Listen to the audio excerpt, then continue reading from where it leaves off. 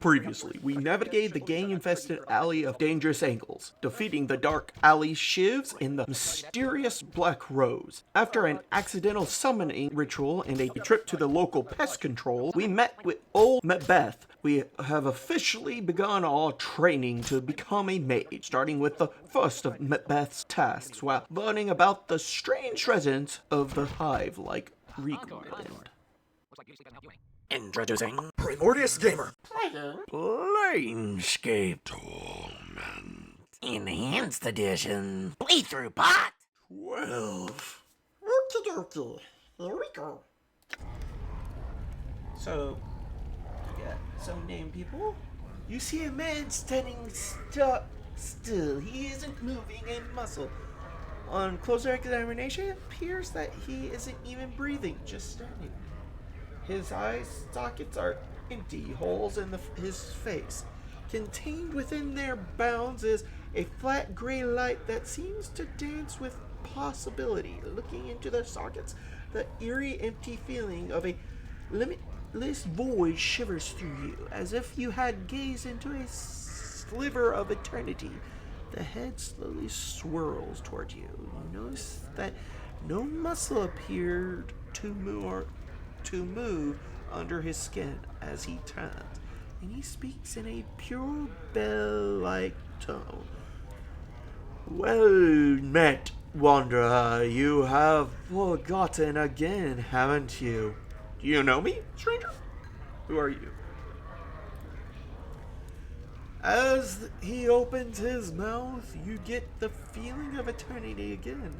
Inside his mouth, you see no tongue, no teeth. It's almost as if this man were a shell surrounding an illuminatable expanse. I have spoken with you before, and always you forget. Your endless quest to discover yourself ends always in your amnesia. You draw close to the truth and recoil. Let us hope that you have the strength to endure your existence. What do you know of me? How do you know this? I have no time for craziness. Farewell. I mean, dude, it's your reality. I know that you, like a fly, rise up from the wreckage of your old shell, buzz for about a time, and curl up and die at the window of truth. You bumble about the pain, seeking the light without any plan to your actions, and fall exhausted when you fail. You alight on others to feed from them for a time, and move on with no regard to them. I have watched you come here and listen to your words, and watched you move away no wiser. Will you learn from your mistakes, Seeker? I don't think I like your tone. Who are you? Not this time. Farewell. Attack him. Who are you? I am O. For some reason, when he speaks his name, it sounds like he's speaking of much more than a single letter, as if the speaking of his name contained untold possibilities, nuances. No human tongue could ever create such a sound. What sort of name is that? What are you? Pleased to meet you. Oh, farewell. Pretty sure we give a simple answer for that. What are you? It is my name. It is the name. Okay, I said what are you, not... Okay, whatever. It is the name of a portion of eternity. I'm a letter in the divine alphabet. Understanding me leads to understanding existence. I am writ in the true names of half of everything. My being encompasses truth. I am mathematic, organic, and metaphysic. I think you're entirely crazed. I mean, like we could really judge. We literally lost our... I mean, he's described our situation, and we know it's our situation. Someone being a part of the true name of like the universe or of half of everything? Yeah. I mean, not far-fetched after our little experience. So what does that mean? Right. Answer some other questions for me, will you? The divine alphabet is writ in the name of everything that exists, from the seed at the hearts of the elemental planes to the core of the great beyond. My brothers, sisters, a single word translates into the two in your mind. Well then, okay, I think I could imagine that. And I reach across all that was. I mean, siblings would have probably been that word, honestly. But okay, is, was, or ever shall be.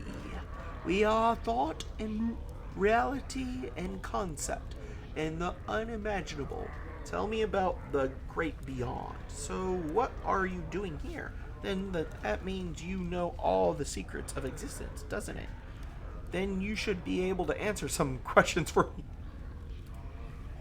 You would not understand, no mortal possibly could. It is beyond the powers of comprehension of all but the most powerful of powers. And once they understand, they move beyond the veil of mortal comprehension. I can explain it no more than that. Perhaps sometime you will understand. So what are you doing here? Then answer me some questions. Why, I am watching the ebb and flow of mortality. And what do you see? You mortals are like wasps. You build your lives' nests. I'm guessing one word covered both. From the simplest of branches. Slimmest of branches.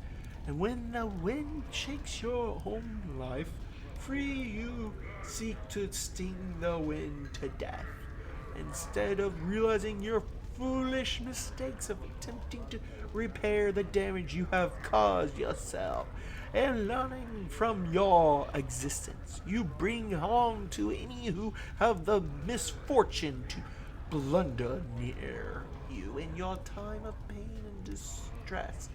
My advice to you, and to all mortals, stop acting like an insect and start acting sentient.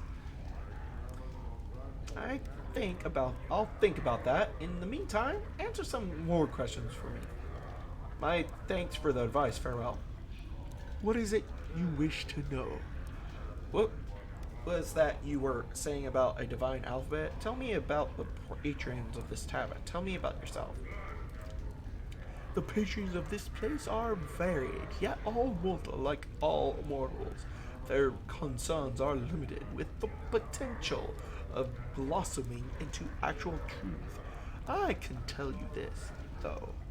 You may find a companion dear to your heart here, at the least as dear as your heart will allow. I think I should be insulted, but I'll let that slip. Answer another question, will you? I don't think I like your tone. My thanks. Okay, well, next name person. This man before you is old. His dry yellow skin has scars of one who has traveled everywhere and never rested along in any one place. His pitched face is inhumanly angular, and his ears sweep out from his skull, tapering to point.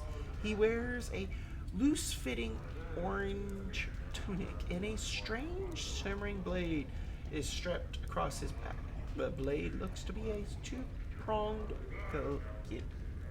leaf made of some metal whose surface swirls like a film of oil on a pond. Greetings. A man turns to you, his eyes like polished coal. He stares through you, and for a moment you wonder if he might be blind. The weapon suddenly turns a dead flat black, mirroring the man's eyes. Are you alright? Hail, traveler. Oh, he says nothing for a moment, merely searches your face with his eyes and, "Hail, traveler!" His voice is quite a bit somber, like a wind whispering through the branches of a great tree. "Hail. Sorry to trouble you, fair Your one." eyes are the weight of one who has traveled far to be in this place. The man meets your gaze, his eyes burrowing into yours, his weapon drains of the black color and resumes its shimmering. You notice before you, or you spoke to him. Your eyes are, okay, and that's what he just said. You could say that. The man's gaze does not waver from yours. I am known as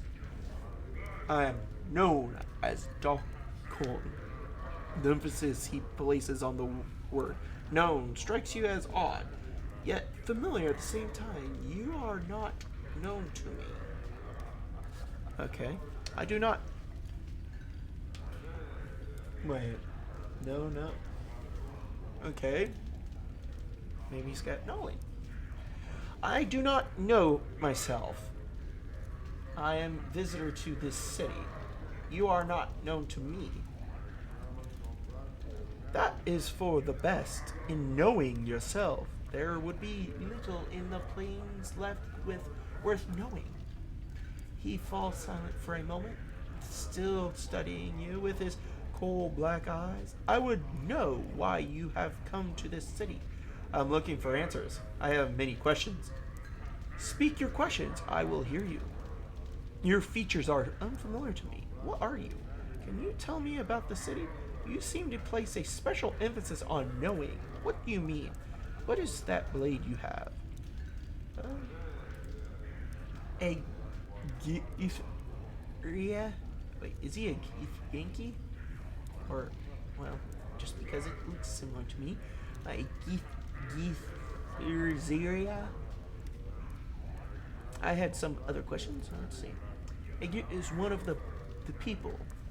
One of the people? I had some other... A Githzerai. Yes, but what are the Githzerai? Exactly. Thanks for the explanation. It clears up a lot. I had other questions. Is silent for a moment, then speaks. Our history does not need to be made known to you. We would bleed to death on time's blade before I recite a fraction of the histories of our people. I don't need to know your histories, but I would know of your people as they are now. I had some other questions. Dak'kon is silent for a moment. No, this, and accept it as answer. We are the people who make our homes on the shifting plane of limbo. With a deft motion, Dak'kon slips the blade from his back and holds it before him. Wait. See what happens. I had other questions. There we mold the matter of limbo with our minds. We forge cities with our thoughts. As you watch, a series of rippling waves of metal begin to roll forth from the center of the blade. The pitch and crest of the waves match the inflections in Dak'kon's voice. In its chaos, we dwell with only our knowing to preserve us.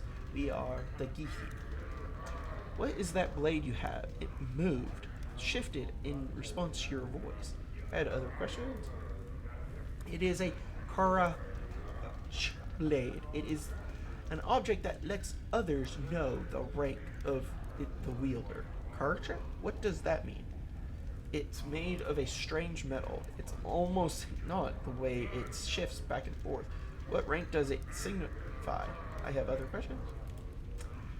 Fall silent for a moment, if searching for the correct words. In your tongue, the closest translation is chaos matter. The people may shape it with their thoughts. The people shape it with their thoughts. Pretty sure they get.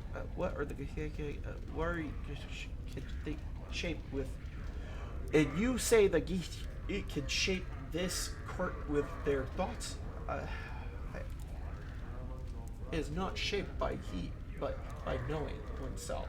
It is a mirror that reflects the will of the wielder on its surface and in its edge.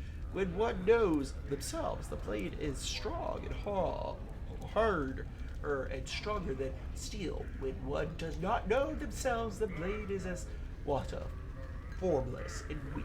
Are you willing to sell it? Oh God! Oh God! Oh my God! What rank? It would be useless to us. We don't know ourselves. It'd be like a puddle of water. Or air. It'd be air because it keeps disappearing. What rank does the blade signify? The blade is a symbol of carried by the Zerth. A Zerth is one who knows the words of Zermathian. These names are messing me up. And knowing the words of Zerthmon, they know themselves. Zerthmon. What is the blade? Probably their deity. Zerthmon founded our race. He knew the Githzerai before they knew themselves. He defined the people. He gave them one mind. One mind. I mean, you're starting to sound like potentially his alphabet. Talk about having quite a few powerful people in one building. I don't find that with these people, but again, I guess he might be one too. Zumrath found it. Oh, I already read that. What is the blade made of again? I have other questions. Can you tell me about the city? It is known by the name Sigil. Among the people, it is known as the city that does not know itself. Okay, cool. So this is my home city. It doesn't know itself. I don't know myself. Perfect. It doesn't know itself. What do you mean? The city exists, but it does not know itself. In not knowing itself, its existence is flawed. How is it flawed? I mean, I can see that, but, I didn't mean to press that. You speak as if the city is alive. It may not be aware and know itself in the sense that you or I might know ourselves, but it lives, it grows, it changes and touches the minds of all that live here. Why did you say the city does not know itself? The city exists in opposition to itself. It has set itself apart from the planes, yet it seeks to be everywhere at once. Its wells are doors, yet it keeps these doors locked. Such an existence tells of a thing that does not know itself. In not knowing itself, it is flawed. Watch Sigil be the main character's name, and this is just his inner world, and he's running around inside it. Basically, we're the incarnation of it. That'd be hilarious. I literally just looked up to see if there's theories, and the guy they just mentioned, his the guy that founded his people, there's a theory that he is, but the developer said it wasn't. But there's nothing about Sigil. Granted, I just did a quick look, nothing huge. So, but yeah, I mean, that's my theory. He's Sigil. If the city doesn't know itself, I don't know myself. The city changes, and I guess it changes based on your choices, because that seems to be a thing, because choice with the rats and the undead nation, choice with the alleyway. I mean, so, you know, this, the sea exists. When you say the sea is everywhere at once, what do you mean? Its walls are doors? The portals. Truth. What if the city is not flawed? A thing does not need to be ordered and have a purpose to know itself. What if these contradictions are strengths that you cannot see? To your question, a question. What if the city is flawed and you see its contradiction all around you? To your question, a question. You claim this city's existence is flawed. You have accepted this rather than explored the possibility that something greater may exist that suggests you are flawed, and that you do not search for knowledge but only for convenient answer. When you said the city was everywhere at once, I like this. It's like they're debating. Don't fall silent. There is no knowing the answer to the questions we have asked. Yet the city exists. That is all. Yet I have maintained that we know ourselves by the other questions we ask, and the ones we do not. If we cease asking questions and accept only what we can perceive, then we will cease to know ourselves. Duncan's voice has changed slightly, become heavier. Such words have been spoken before. I have heard them and know them. Where have you heard them? Never. Never mind, I have other questions. The words are mine. Once I knew them and knew their meaning, I had forgotten them until you spoke. Cricket's gaze travels through you, and his blade stops shimmering and bleeding of all color until it is translucent. There is a moment of silence. Then Doug looks up at you. I would travel with your path with you. I'll consider it. I had some other questions first. I accept. An extra blade would be welcome. You are old. Of what use would you be to me? Yeah, well, I guess we found what he was talking about. Your path is mine. Strangely enough, his voice seems distant, and it echoes as if he was speaking from across a great distance. Very well, let's go. Yay, we got another...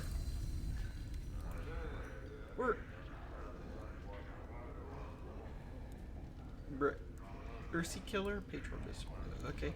You see a lad who barely looks a day over 18. His face seems to betray some tension. Help you, Cutter? Who are you? Who are your friends here? What can you tell me about this place? I'm Caleb. I'm a mercy killer. I'm here with Charter and Isadon to catch my first criminal. What can you tell me about the mercy killers? Let's see. Well, sorry, I have to get used to saying that now. Believe that justice is the most important thing in existence. I believe that without justice, there is no meaning. And without meaning, we might as well just go off and kill ourselves. I don't want to kill myself, so I decide justice is the meaning. If you want to know more, you ought to ask one of these other two, or find one of our recruiters. They'll talk your ear off. I might do that. Answer some other questions for me first, will you? Thanks. I will do. Thanks. What do you need to know? Who are your friends here? They're the people who are here to make sure I don't fool up this assignment. Tyler's the older one. This is the one who's here to make sure I do the job right. To give me support if I need it. He swallows noisily. I hope I won't.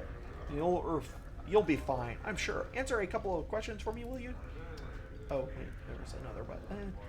What will you tell me about this place? This place, it's Smoldering Corpse. I think they named it after the guy near the entry. It's a place where criminals and lowlifes hang out. Still, there are some cutters here who know what they're talking about. Some of them are those fiends, though. I don't like to deal with them. I feel like they are staring right at my soul. I understand. Can you answer me some other questions? They are very they are very well. Oh, they are. Hi. What are you doing here? Well, seeing as I'm a new mercy killer, I'm supposed to bring a criminal to justice to show I can handle the field work. I decided I wanted to catch a killer. So I asked around and got told he was going to be here. Still haven't seen him, though I'm a little nervous, so tell him the truth. If you'll excuse me, I really ought to get looking at the faces here again. He cranes his neck and looks around the bar. Just a few more questions? Oh, okay. Very well. Okay. You see a short, toned man with a perplexed expression on his face. The lines on his loosened skin looks like it's not too uncommon. He carries a flagon of ale that looks like its process is being emptied rapidly. In between swallows, he speaks in a gentle voice so that you can barely hear his words. Hello, traveler. My name is Ilquix. Can I be of some assistance to you? Greeting. I would like to ask you some questions. What did you want to know, my friend? Who exactly are you? What can you tell me about this place? What can you tell me about the bait? Or it's the Burning Man. We'll do this one first. That is the last unfortunate who chose to exercise his individual will without the strength to back up his desires. His name is Ignis, and he was a pyromantic. He burned and burned and didn't burn the right people, and wound up channeling more raw power than he could control. Now, well, you can see what became of him. If you wish to learn more of him, perhaps that poor creature, just Drolist, can help you. I had some other questions. What do you want to know, my friend? I am a humble man with a slightly flowery, poetical bent, and a tendency towards the supernatural. I regret that I have none of my supplies here, or I should be the most eager to teach you of the ways of power. Perhaps some other time. Yes, I like that. For now, though, I have other questions. So another mage teacher? What did you want to know, my friend? Who exactly are you? What can you tell me about this place? Who can you tell me about this patrons? Who is this? This place, the Smoldering Corpse Tavern, a fine establishment with a fine owner. Bristol, that guy, is a true gentleman and ambitious to increase his standing to boot. These, I feel, are the most useful qualities one can possess. Okay, they drive people. I have some other questions. What can you tell me about the patrons of this tavern? Many and varied. I have spoken with most and find them delightful, with the exception of those creatures of law. He gestures toward the pair of established sitting in the corner. They taint the air with their presence, lending an unwholesome stench to an otherwise pleasant environment. I recommend speaking to... Wait, what? Oh, he was describing that. Okay, he was just... I recommend speaking to Barkis. I understand, and he requires some aid with a tiefling matter. Then we have that O character. I'm still trying to understand him fully. He is quite an undertaking, if I say so myself. Those are the folk of interest here. The others, well, perhaps I'm too discriminating. Okay? Why do you despise creatures of law? A fine question, my friend. My upbringing has been the chaotic side of the Great Ring. You may speak to Cardrian Elimio, a misnomer, if ever heard of one. Misnomer, okay. Of the plains. He fancies himself a great plain walker. To return from my discretion, I have lived my life many with chaos, and find it pleasantly agreeable. To me, the taint of law, as it in those creatures there, is reprehensible and tyrannical. If I am to be crushed underfoot, I'd rather it be by an individual than a machine that knows nothing of emotion. Truth, I very much agree. Well, I very much agree. Truth, I disagree. I mean, yeah. There's more answers. I need to remember that's down there. Lie. I disagree.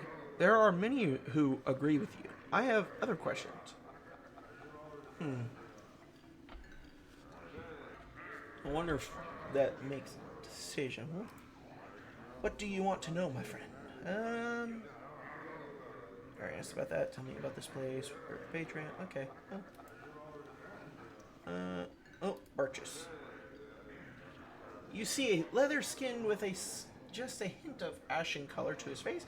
His teeth seem sharper than eyes are filled with boredom, and it comes out having seen too much. His voice is nasal and chip-clipped. You again, eh? What you want this time? Huh? What? You again? What do you mean? Who are you? What is this place? What can you tell me about this patron? Okay. You again. You got a hearing problem or something now? You was in here about 15 years ago.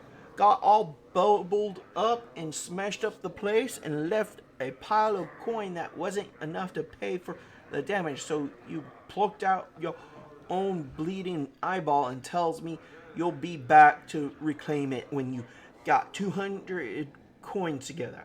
With 15 years of interest, you got about 500 coins. You got the jink pal, I got your eye. Hang on, what? 500 gold? That's ridiculous. 500? Alright. Not interested right now. Answer some other questions instead. The whole situation's ridiculous. It's a deal. He proceeds, produces a darkened, wax-stoppered, wide-mouthed bottle from his pocket. He's carrying it around in his pocket? Why? Like a Lucky Charm? Like this was... Does he use it as stories or something? You hear the sound of a liquid splosh around inside it, along with a heavier, squishy noise. Opening it, the stench of some sort of preservative agent nearly makes you gag. Floating in the viscous musk is an eyeball. You better figure out what you want to do with that. Now you've exposed it to the air. You might as well put a pickled egg in the jar for all that's good it'll do you. Make up your mind, cut a picked egg or not. Tear out your eyeball and place this one back.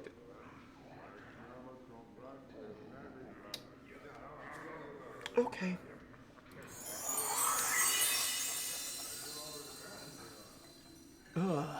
With a moment's hesitation, you reach into your socket and pop out into the palm, and the bartender helpfully serve the optic nerve.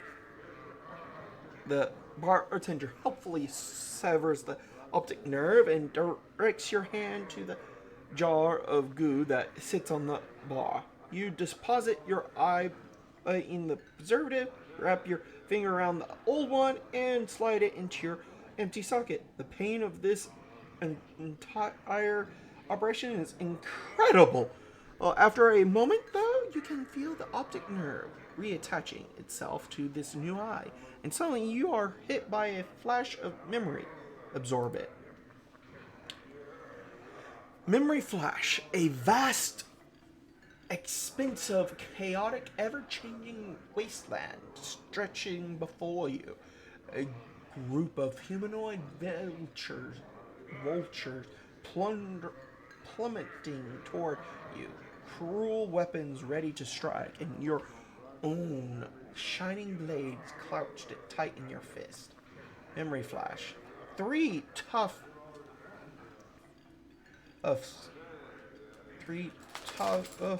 surround you in the color of an enemy you can't quite place. Long daggers glint in their hands, and the light glints cruelly from their exposed teeth. You glance at your guard hand and know that soon they'll be carved in blood. Memory flash, an enormous frog-like creature comes bounding over through under chaotic stuff. Headed for you with a mouthful of teeth, you hurl your javelin through the shifting matter of pin the creature to a sudden stone flinch. You have recalled some of your lost fighting skills. Ask more questions of Bert. Hurry it up, will you? I got paying customers. What is this place? Who are you? What can you tell me about? I want something. Yeah, after all that. Okay, well,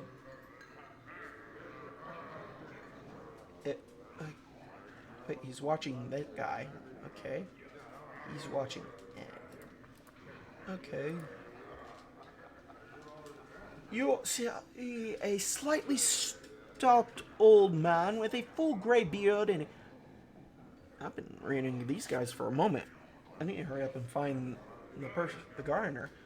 A mane of gray. He wears a couple of shoulder guards as armor, and he keeps an helmet nearby. He smokes a pipe and carries a pouch of tobacco around his waist. He looks pretty strong, but he's a little plump and has also appeared to have some sort of breathing trouble. Well, now, aren't you a sight, lad? Never have I seen so many scars blanketing a fella. Like a scar cloak he's wearing. Where you been? Hanging out in a grain thrasher? Elas. Oh, I'm just jesting with you, lad. No offense meant, and I hope no offense taken. I'm Ebb. He extends his hands. Greetings, Ebb. Refuse to shake. His handshake is firm. Now, I hereby tend my apologies for the unfair gesturing, lad. Hope no hard feelings. Can I buy you a tankard or two? Oh, or something to smooth any ruffled feathers? Why not? That's the spirit, lad. Bide a moment. He raises his feet and heads to the... Raises to his feet. Right to the bar. After a moment, he returns to his seat with a pair of tankards. Here you go, lad. Drink up. He takes a massive swallow from his own tankard, buffs his pipe, and says, What can old Ebb do for you on this fine sigil day? I had some other questions about this place. Oh, well, I gather that just to look at you, I mean, you don't look like you're from around these parts, lad. You look like a little too out of sorts to be a seasoned native. Ebb chuckles, then takes another drink. So what can I help you with, lad? You need to know the lay of the land. Ebb winks. Who are you? What are you doing here? What is this place? Yes, tell me how this city, it's in a... Okay, who are you? Ebb Creakknees, third measure of the Hormonium. Now retired and being a taught with one's voice, since I don't step as lightly as I might these past 2 or 3 decades. He chuckles. Now, lad, who'd be you and what trouble might you be in? Third measure of the Hormonium? What's a taught? What makes you think I'm in trouble? Ebb buffs up slightly in pride and gets a semi-stern look on his face. Aye, third measure of the Hormonium. He relaxes a little. Though I haven't served a tour of duty in many a decade, pushing a quill wasn't quite up my alley after all the fights and skirmishes I've been in, so I just bide my time keeping tabs on things down here in the hive and helping out a little where I can. And you look like someone who might need a hand. Are you in some kind of trouble, lad? What fighting skirmishes have you been in? A few troubles. I woke up in the monastery and seem to have forgotten who I am. Blinks, then frowns. What was that you said, lad? That you woke up in the mortuary? Ebb studies you closely. Oh, now did they mistake you for dead under all those scars, mayhap? Ebb chuckles. Can't say I would have been any smarter. He buffs his pipe. Then, Dusty's, he catches himself. I mean, them dustmen, and Dusty's being a rude term to refer to them pale-faced fellas. I don't mean them too much disrespect. They have all the precautions and friendliness of a gravestone sometimes. Can't say I couldn't see them screwing that. Oh, no, my lad. That's what I've heard. I had some other questions. Who are you? What is this place? Well, yeah, it's small and corpse bar, lad. Not a pretty place as some, but it's got its own homespun kind of charm. Tell me about the Patreons. Who's the smoldering corpse here? What's good to drink here? Well, you got all who claims to be a letter stead of a person, some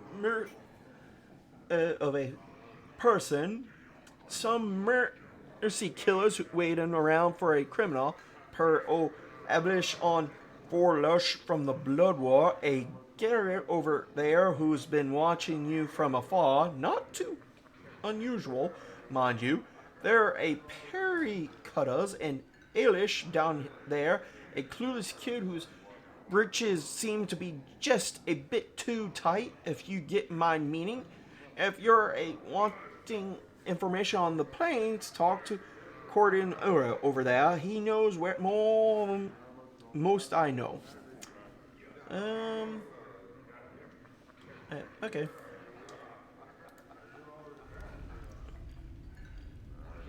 Not as dead as the morning. Okay. Well, I don't think we're getting any. I'm gone. Gardeners in there. Damsel in distress. Have you got the kid? You see a pretty young woman. Her hair is disarranged, and the bodice of her dress is torn. She looks about in desperation, and then notices you. Greetings. She runs up to you and grabs your arm. You notice the front of her dress is stained with blood. Help me, Gotta, please. They're killing my sisters. My sister. She begins to tug on your arm. Who? I'll help you take. She looks around wildly. This drunken man who has followed us from one of the taverns. He thought we meant no harm. We thought he meant no harm. Please, Gotta. There's no more time. Help us. Wait, first you said they were killing your sister, and now you say he is killing you? Which is it? Why did he attack her? I'll help you. Take me to her. She stares at you, unsure what to say. I'm distraught. Why? I made a mistake. She glances at the blood that stains her dress. Please help me. Examine the blood on her dress. I don't have time for that. You glance down at her dress and look at the blood. Although it does not appear to be real, it has completely dried. It does appear to be real. It must be hours old. That blood is hours old. What are you up to?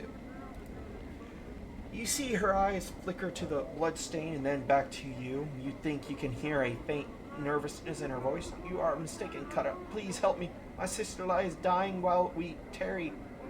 You're up to something. Tell me what you're going to what's going on, or I'll kill you. She looks at you, looks into your eyes, and then glances at the scars that cover your body. She swallows nervously and sees her pale before your eyes. I'm supposed to lure people into an alleyway. They're waiting there to take your gene. She looks at you, upper hand. Let me give you some advice. Get out of here and don't come back. She gazes at you in silence, then nods her head.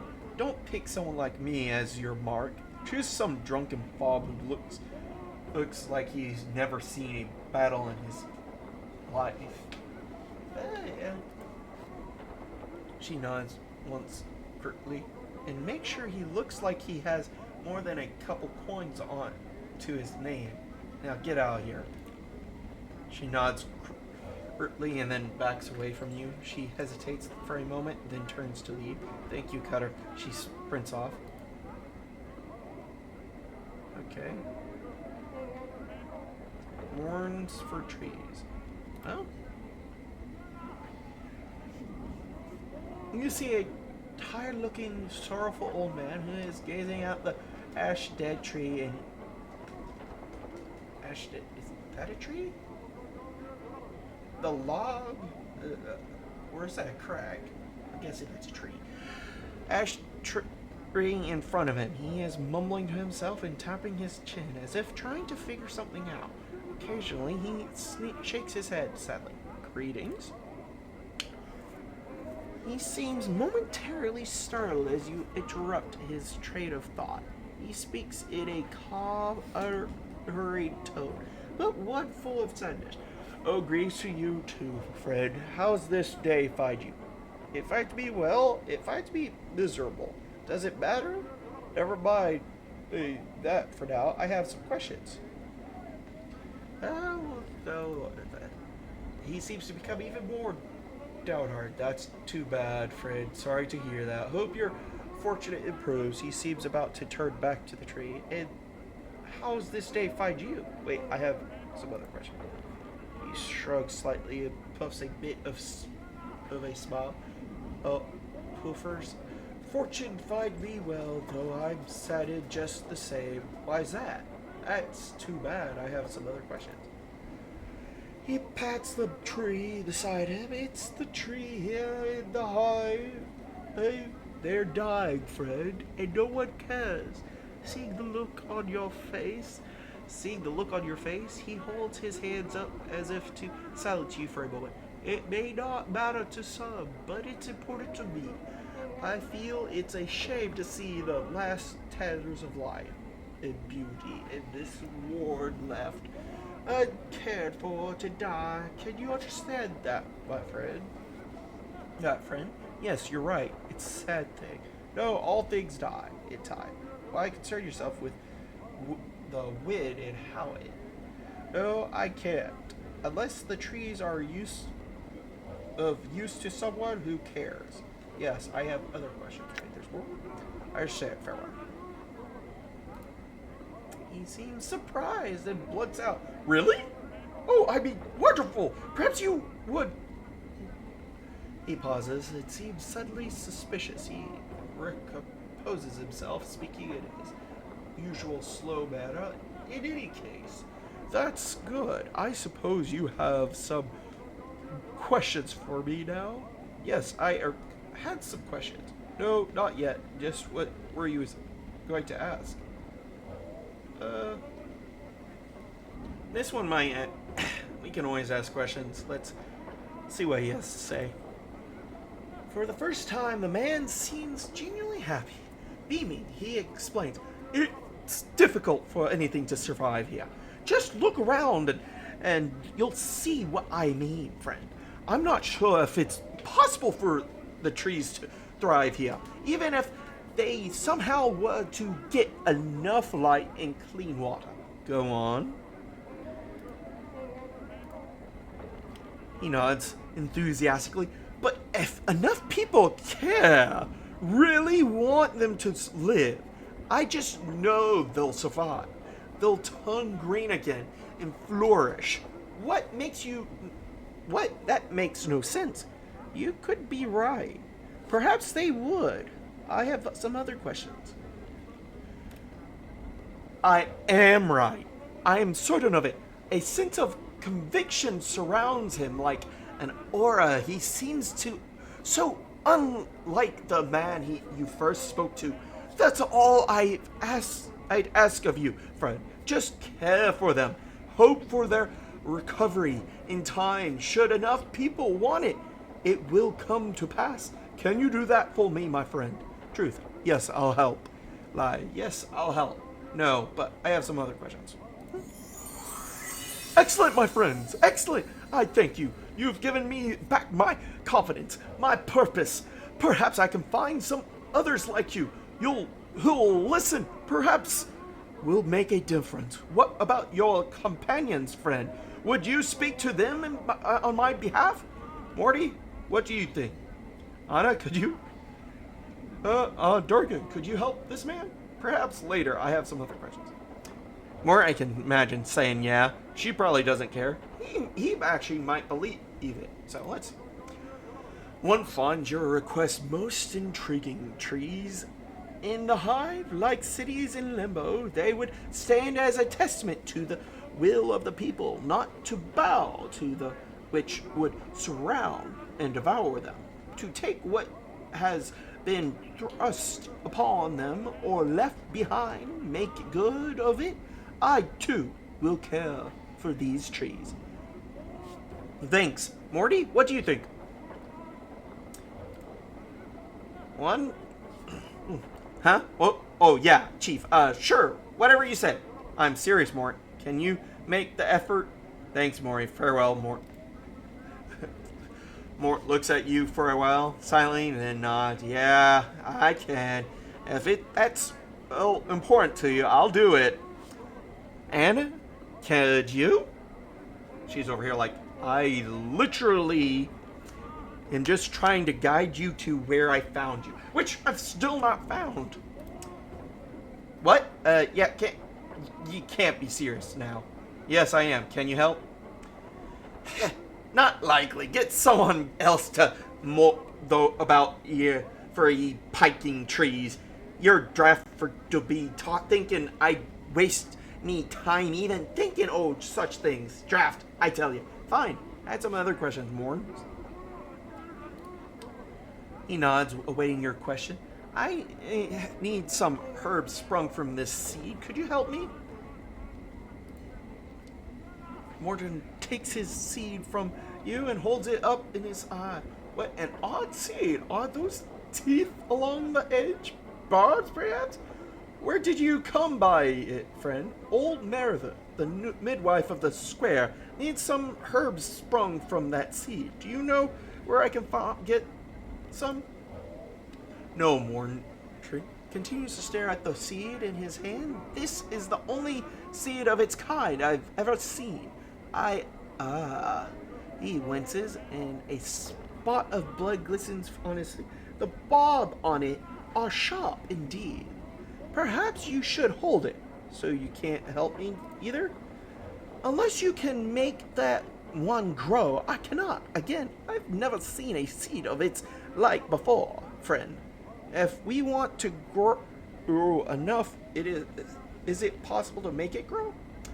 Is there any way to make it grow faster? I'm not going to wait for this thing to grow. I need those herbs and I need them now.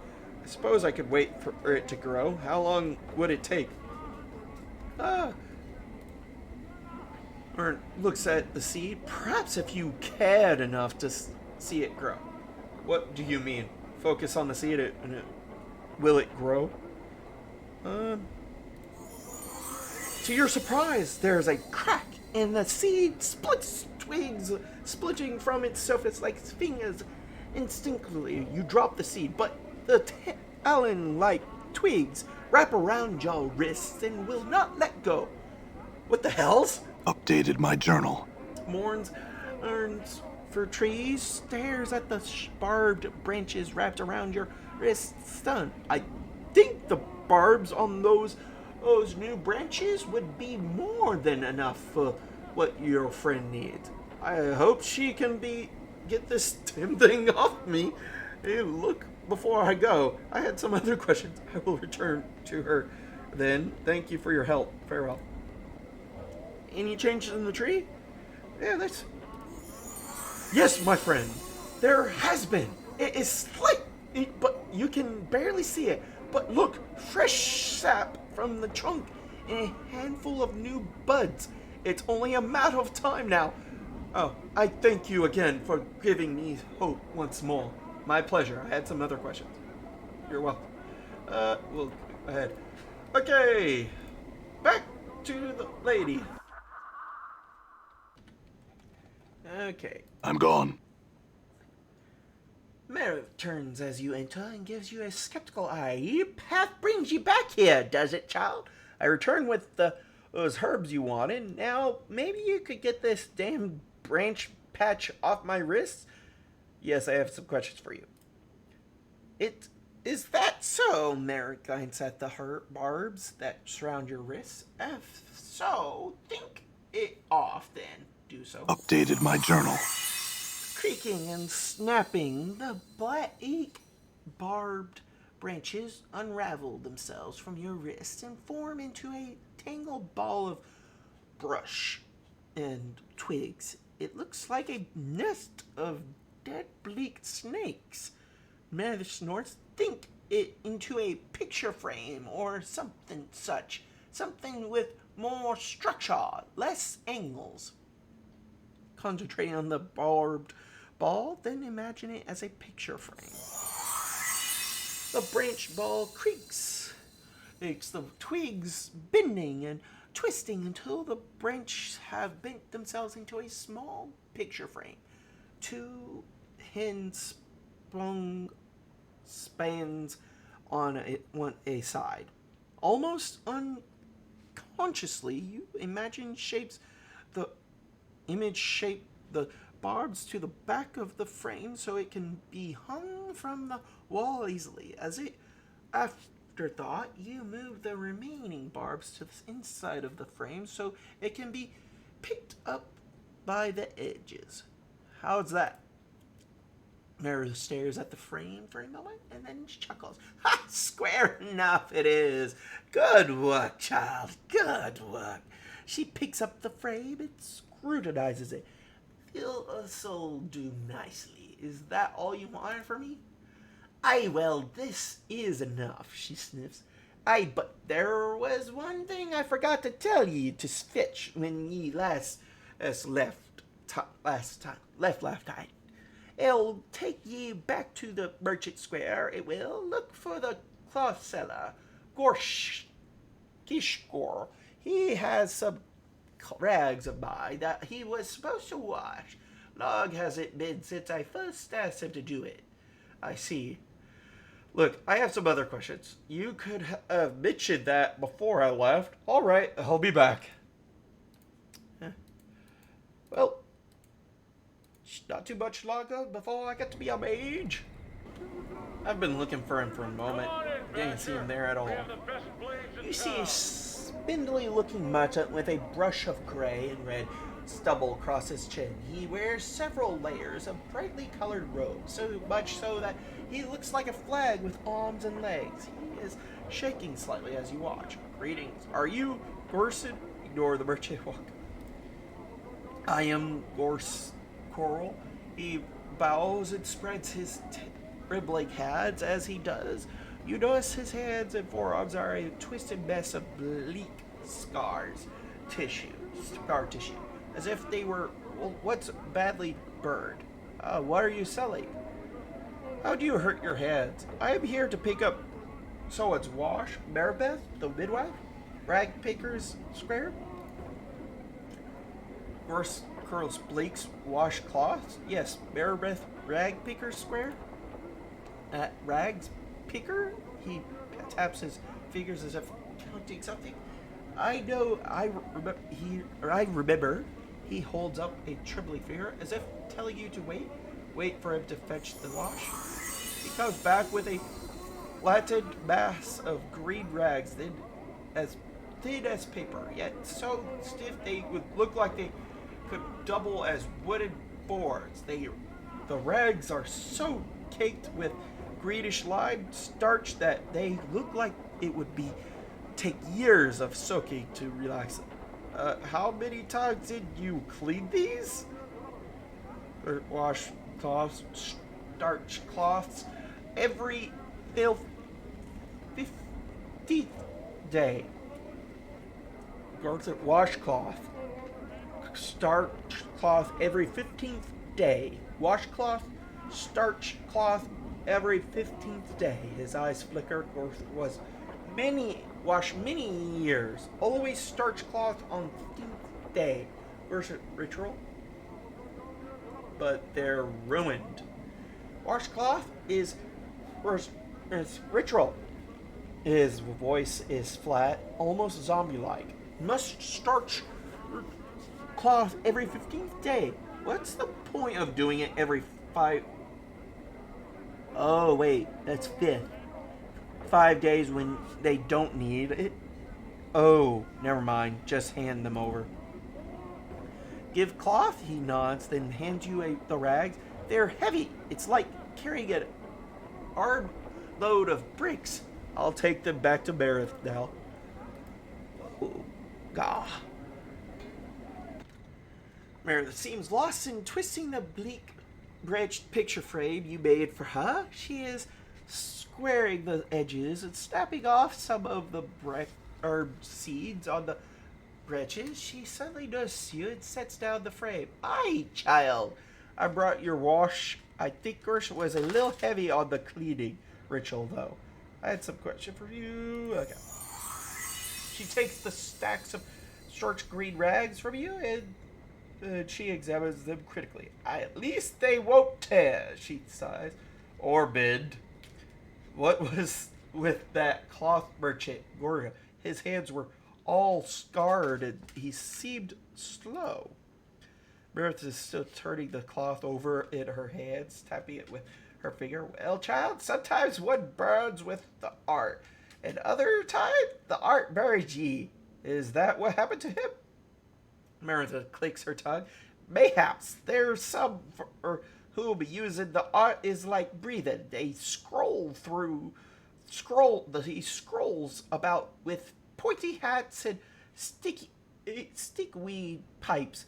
Then there's hedged wizards and plain-touched gypsies and fortune casters and half-seers and midwives who flicker with the art. Them have a harder time above it, and Gurrit was one of them. Medbeth nods. I so to speak in some ways. He's no different than he was. Addicted to the habit and ritual he was. She sets down the stiff rags. They clunk as she places them on the floor. Aye, now there's one last thing I need from you, child. This better not involve me going back to the merchant. Of course, what do you need?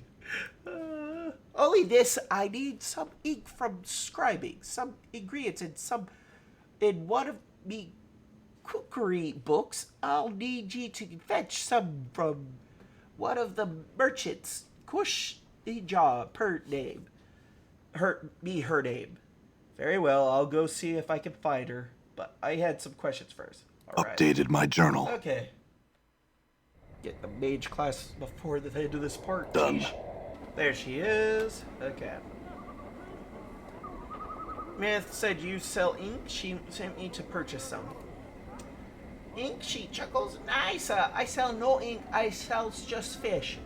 Are you sure Meredith, the midwife in Rugpick's Square, mentioned you specifically? Ha! Well, Kirchit was me dame's names and me grandma's name, so could be any of us. Yet they're both in the dead book, so only... Okay. So only this Kirchit matters. No idea what she is on about. A midwife in the Bricker Square, you say? She thinks for a moment. Don't know. Oh, I don't.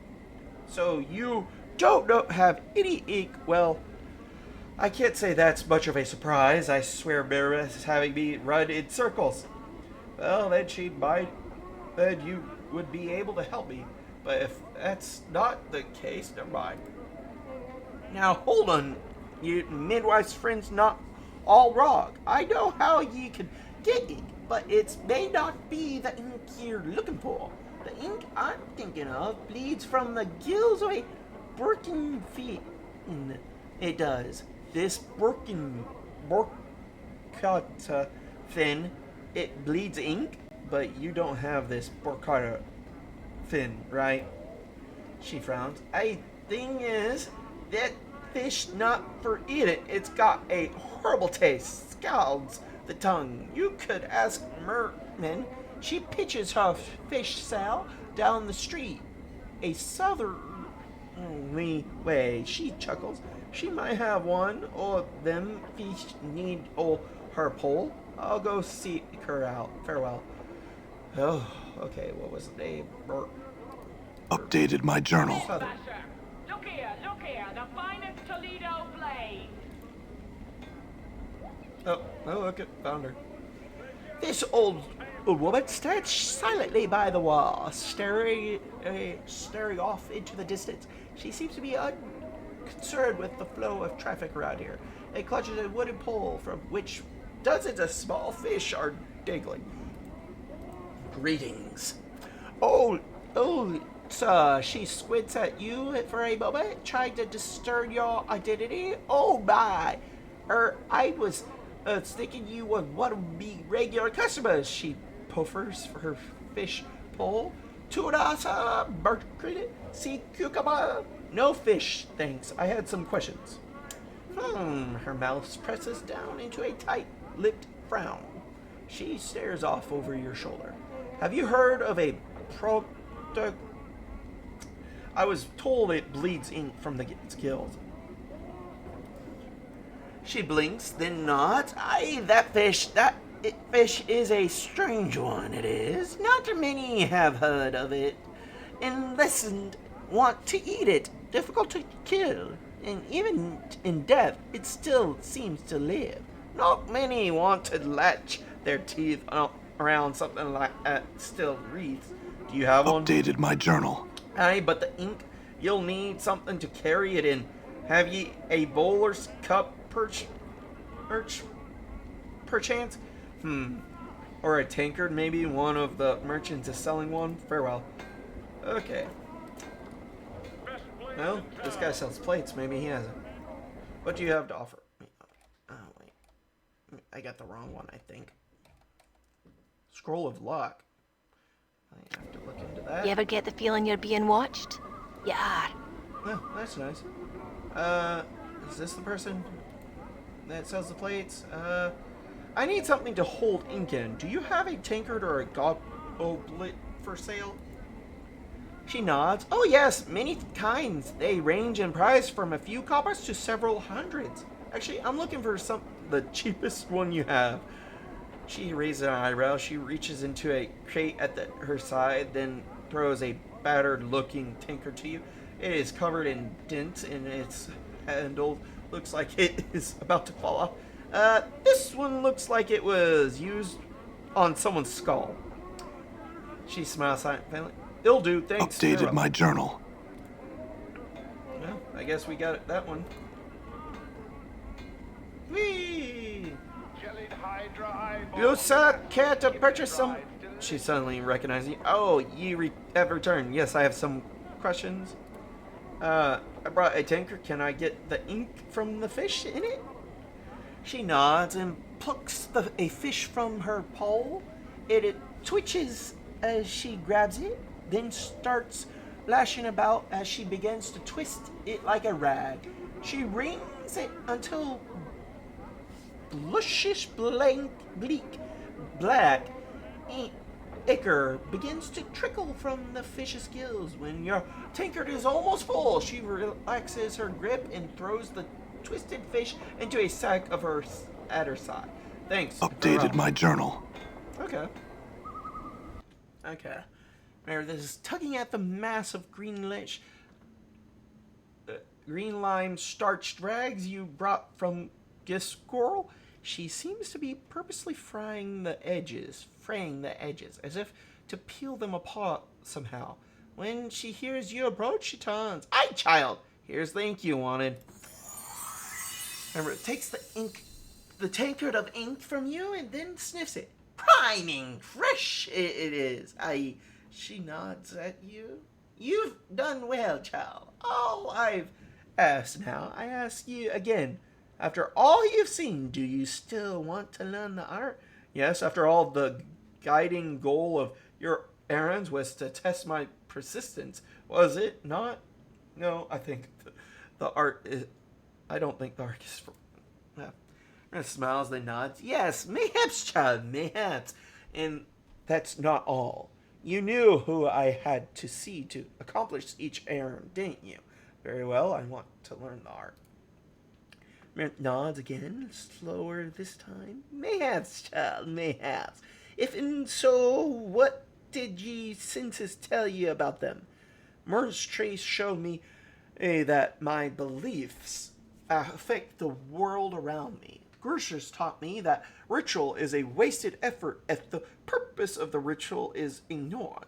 Mervis taught me that no matter how much I think I know, there is still much I can learn from another's eyes. Macbeth is silent for a moment, and then she walks slowly over to you and touches you on the cheek. Oh, child, she sighs, you will be a master sorcerer one day. You will. Ye have the knowing of it. Yet you've come to Old Mebbeth for help. Ye have. What would a midwife teach such a one? Much, Macbeth. I want to learn all you have to teach. So you'll walk the path then, Macbeth pauses. Well, first things firstly. Just having the knack for the art isn't enough. You need some means of giving focus. Usual spells. The spells are usually in a book. So the art demands ye have a spellbook. Or it's like a 4. Ye can cast spells. Kin are read? I don't know. Can cast spells. Can ye read? Yes. Then let's test it, King. You read this. Macbeth draws forth a small tattered card. It looks like a recipe. Examine the recipe. The writing on this recipe swims before your eyes. Cast symbols twisting out of focus whenever you try and read it. Almost instantly, you relax your eyes, allowing them to take in the page all at once, and the symbols suddenly bleed together. The recipe lists, measures, and ingredients. It appears to be some minor divination. This is a minor divination, isn't it? It looks like it's a spell that allows the user to see the nature of an item, to see whether it's enchanted or not. Macbeth's eyes widen. Who are ye to test Macbeth so? Are you some fiend? What's wrong? No, well, not to my knowledge. What's wrong? Some have called me so, but not in my presence. Is there something wrong? Updated my journal. Well, not expecting it was. She nods at the recipe, then plucks it out of your hand. What you see is written in the language of the art. If you're not a mageling yet, it should be all a swirly jumble of mishmash. She snaps her finger, yet clear as crystal. Ye blunk the sense of it right up. Perhaps ye tell old why that is? I don't really know. I just knew what it said. I think I may have known once, but forgot. Seeing the symbols just jarred my memory. Or else a natural gift ye may have. No matter, you've just shaved seasons off of ye learning ye have, Macbeth Hermafits. And I've been looking for someone to handle the chores around here. I had. Maybe it's just as well, then? If you need help with anything around here, you can still ask. It's the least I can do to exchange for the teaching me. No, don't worry yourself about that, she frowns. Well, ye can read spell books well enough, but spells are no good to ye without a book to pull them in. Do you have one? Macbeth glances around the hut, then she glances sight of the bleaked barb picture frame you made. She picks it up carefully and studies it. This'll do. That thing, it's just a frame. Yeah, but so are ye, child. Still holding the frame, she picks up one of the starched rags. I knew it. She's making a spell book with it. You've got from Gorsh. With a yank, she pulls off the greenish starch surface film. It flutters in the air like a wisp of bit cloth. Whatever Gershwin uses in the wash, it works better than curring, stretching, and stoning does on a normal rat. Can't afford parchment. I can't. Parchment. She takes the starchy film and pulls it over the light barbed frame, latching the rag's edges onto the hooks around the frame until it looks like a small greenish black painted canvas. It's missing something. Well, it needs something painted on it. She nods. Aye, or written on it. She takes the tankard of ink you've given her and sets it down next to her. She dips one of her fingernails into the ink tankard and then draws it out. Mumbling to herself, she begins to scratch symbols onto the frame, one by one, still mumbling to herself. Wait. Well done, Mebbeth. Stands drying her ink-stained fingerprint on her robe. She tilts her head regarding the strange framed page in front of her. A page for ye spellbook, it is. Kate, you should pick it up. Take it. Inside your spellbook are ye recipes, your spells, if you will. As long as they are sit in the book, though, they're just words. She taps her head. The art demands ye plunk the magic out of the book. It put them in your head, a foreign ye kitten, and tap their powers. Go on. You put them in your attic by studying them, memorizing them. Ye usually need to rest first, a for in kin to this. Though, any questions? No, Beth. Yes, explain that again. I think I understand the basics. Inside your spellbook, you put the recipes if you will. As long as they sit in the book, though, they're just words. She taps her head. The art demands you pluck the magic out of the book. Okay. A foreign... you... Updated my journal. Was that slightly different? Rummaging in the robe with her upright. You'll need some magic for you to... Child, you'll need some magics for you to appetite. Myth rummaged through her robe, then pulls forth 3 small recipes, which she passes to you. You should copy these into your book so they can go into your attic as soon as possible. Wait, there's more. Mebbeth fishes a teeny bundle of black cloth from her apron, unrolls it, and produces a pair of amber earrings. These'll protect you from travels on your travels, child. I no longer wear them myself, so go ahead and take them. Thanks again. All right, child, don't tarry here any longer. One such as ye has others to spend one's time other than hang around Old Mebbeth. Now, come on, Mebbeth. You're not old. You're not so old. My character might be older. Pah! Flattery, your tongue is so lined with silver, it'd shame me. Bister, get your hints. Thanks for everything, Mebbeth. Pah! Ye can thank me by not paying the old cover with what ye learned. The arts demand many a fool who sought to bend it in ways the art weren't meant to bend. Now get along with ye. Farewell. I feel stronger. Well, after all right. That leveling, I'm just gonna check this all out real quick. Leveled up. Charismatic points gained. Increased. Okay. And, well, I guess that was it. I just realized I'm Mage level 3. Okay. So, do I just...